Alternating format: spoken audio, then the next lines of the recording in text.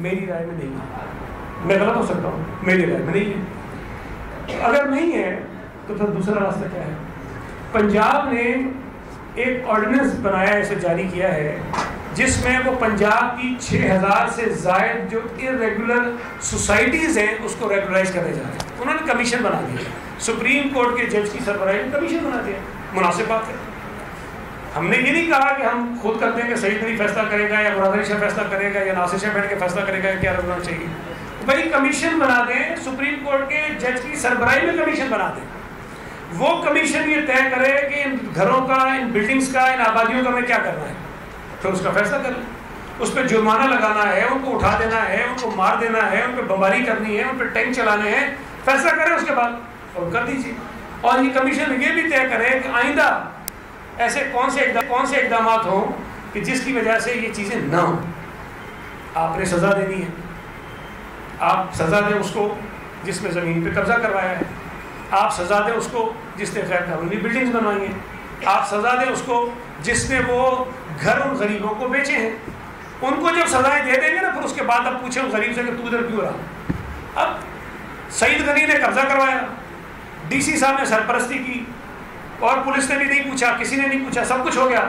نہ سعید غنی کو پوچھتے ہیں، نہ ڈی سی کو پوچھتے ہیں، نہ ایس پی کو پوچھتے ہیں، جو غریب وہاں رہ رہے ہیں ہم کہہ رہے ہیں چلو تم اٹھو تمہارے گھر ہم توڑیں گے۔ یہ ممکن نہیں ہے، کوئی طریقہ کار متعین ہونا چاہیے، اس کے بعد ہی فیصلہ کریں۔ ہم مسئلہ ڈالا توڑیں، غلط نہ توڑ دیں، تو بھائی بلڈر کا قصور ہے، بلڈنگ کنٹرول اتھارٹی کا قصور ہے، حکومت کا قصور ہے، وزیر کا قصور ہے۔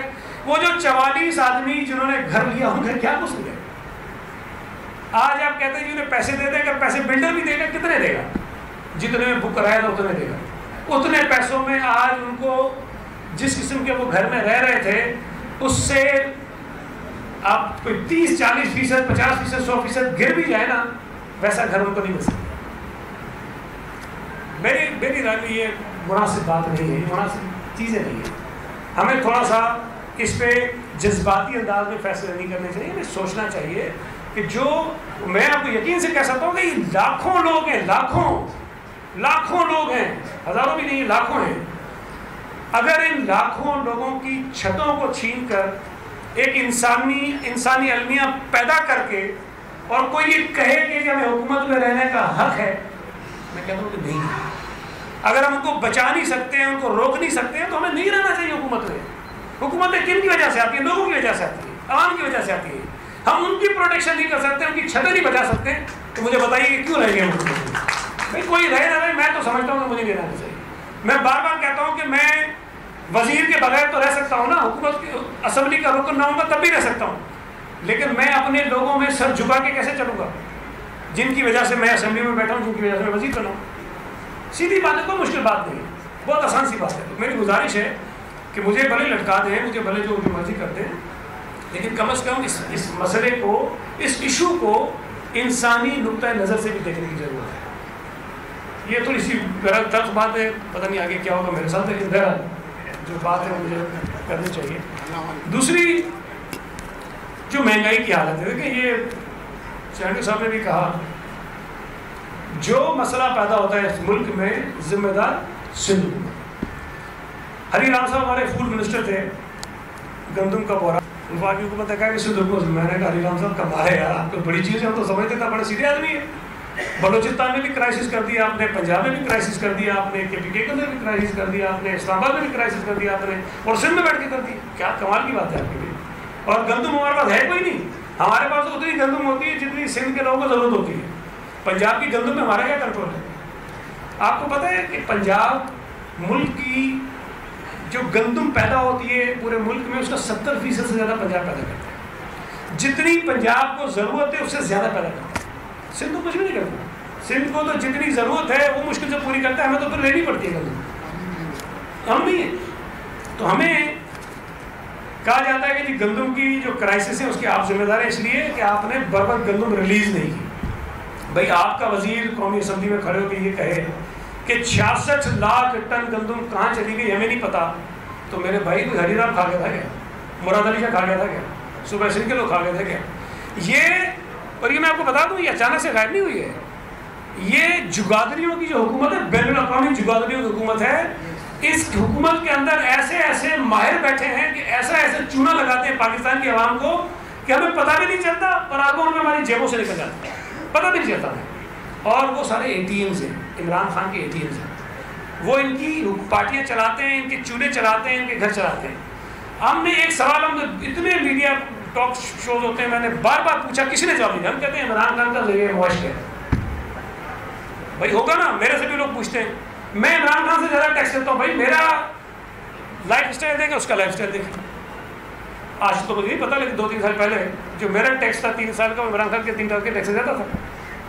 میں چنیسل گوٹ میں رہنے والا آدمی، وہ بنی گالا میں پتہ نہیں کتنے 100 ایکڑ کی زمین پہ رہنے والا آدمی۔ تو یہ چیزیں جو ہیں اس کو ثابت کرتی ہیں کہ چینی کا بحران پیدا ہوا۔ عمران خان مطلب وزیر اعظم ہے پاکستان کا، اور اوپنلی کہہ رہا ہے، میڈیا کے سامنے کہتا ہے کہ جب چینی 150 کی ہوگی تو میں نے پوچھا کہ یہ ہو کیسے گئی ہے؟ تو اس کو بتایا گیا کہ سندھ میں 3 شوگر ملوں نے کرشنگ شروع کر دی تھی اور سندھ حکومت اس کو بند کرا۔ اب 3 شوگر ملوں کی کرشنگ ہونے والی تھی، ہم نے بند کرا دیا، اس کی وجہ سے پورے پاکستان میں چینی جو ہے وہ 150 روپے کی کلو مل گئی۔ ہم پوچھ کے تھک گئے ہیں کہ وہ کون سی 3 شوگر ملیں، نام تو بتاؤ، وہ کس نے بند کرائے یہ تو بتاؤ، تاکہ ہم کارروائی کریں اس کے خلاف جس نے بند کروایا ہے۔ کچھ نہیں پتا۔ آپ کو یہ بھی بتا دوں کہ پنجاب میں جو چینی پیدا ہوتی ہے وہ تقریباً کوئی 47 لاکھ ٹن ہوتی ہے، مجھے ایگزیکٹلی وہ میرے پاس ابھی ڈیٹا نہیں، 47 لاکھ، اور یہاں شاید کوئی 18 لاکھ ہوتی ہے، مطلب ہم سے دگنے سے بھی زیادہ پنجاب میں پیدا ہوتی ہے۔ اب چینی زیادہ وہاں پیدا ہوتی ہے، اور سندھ میں بڑی بات مزے کی بات بتاؤں، ان کا ہر آدمی آ کے کہتا ہے کہ جی زرداری صاحب کی شوگر مل ہے، اس لیے زرداری صاحب کی 1 شوگر مل نہیں۔ یہ جو اومنی کی ملیں ہمارے کھاتے میں ڈالتے ہیں نا، پچھلے کوئی 6-7 سال سے تو ان کے اکاؤنٹ فریز پڑے ہیں، ان کی تو پیداوار ہی نہیں ہو رہی ہے، وہ تو پتہ نہیں کوئی 10,000 12,000 پارٹیاں چلاتے ہیں، ان کے چولہے چلاتے ہیں، ان کے گھر چلاتے ہیں۔ ہم نے ایک سوال، ہم اتنے میڈیا ٹاک شوز ہوتے ہیں، میں نے بار بار پوچھا، کسی نے جواب نہیں دیا۔ ہم کہتے ہیں عمران خان کا ذریعہ معاش کیا ہے؟ بھائی ہوگا نا، میرے سے بھی لوگ پوچھتے ہیں، میں عمران خان سے زیادہ ٹیکس دیتا ہوں، بھائی میرا لائف اسٹائل دیکھیں، اس کا لائف اسٹائل دیکھیں۔ آج تو مجھے نہیں پتا، لیکن 2-3 سال پہلے جو میرا ٹیکس تھا 3 سال کا، عمران خان کے 3 سال کے ٹیکس سے زیادہ تھا۔ میں چنیسل گوٹ میں رہنے والا آدمی، وہ بنی گالا میں پتہ نہیں کتنے 100 ایکڑ کی زمین پہ رہنے والا آدمی۔ تو یہ چیزیں جو ہیں اس کو ثابت کرتی ہیں کہ چینی کا بحران پیدا ہوا۔ عمران خان مطلب وزیر اعظم ہے پاکستان کا، اور اوپنلی کہہ رہا ہے، میڈیا کے سامنے کہتا ہے کہ جب چینی 150 کی ہوگی تو میں نے پوچھا کہ یہ ہو کیسے گئی ہے؟ تو اس کو بتایا گیا کہ سندھ میں 3 شوگر ملوں نے کرشنگ شروع کر دی تھی اور سندھ حکومت اس کو بند کرا۔ اب 3 شوگر ملوں کی کرشنگ ہونے والی تھی، ہم نے بند کرا دیا، اس کی وجہ سے پورے پاکستان میں چینی جو ہے وہ 150 روپے کی کلو مل گئی۔ ہم پوچھ کے تھک گئے ہیں کہ وہ کون سی 3 شوگر ملیں، نام تو بتاؤ، وہ کس نے بند کرائے یہ تو بتاؤ، تاکہ ہم کارروائی کریں اس کے خلاف جس نے بند کروایا ہے۔ کچھ نہیں پتا۔ آپ کو یہ بھی بتا دوں کہ پنجاب میں جو چینی پیدا ہوتی ہے وہ تقریباً کوئی 47 لاکھ ٹن ہوتی ہے، مجھے ایگزیکٹلی وہ میرے پاس ابھی ڈیٹا نہیں، 47 لاکھ، اور یہاں شاید کوئی 18 لاکھ ہوتی ہے، مطلب ہم سے دگنے سے بھی زیادہ پنجاب میں پیدا ہوتی ہے۔ اب چینی زیادہ وہاں پیدا ہوتی ہے، اور سندھ میں بڑی بات مزے کی بات بتاؤں، ان کا ہر آدمی آ کے کہتا ہے کہ جی زرداری صاحب کی شوگر مل ہے، اس لیے زرداری صاحب کی 1 شوگر مل نہیں۔ یہ جو اومنی کی ملیں ہمارے کھاتے میں ڈالتے ہیں نا، پچھلے کوئی 6-7 سال سے تو ان کے اکاؤنٹ فریز پڑے ہیں، ان کی تو پیداوار ہی نہیں ہو رہی ہے، وہ تو پتہ نہیں کوئی 10,000 12,000۔ سبسکرائب کریں اور بیل دبائیں تاکہ کوئی خبر رہ نہ جائے۔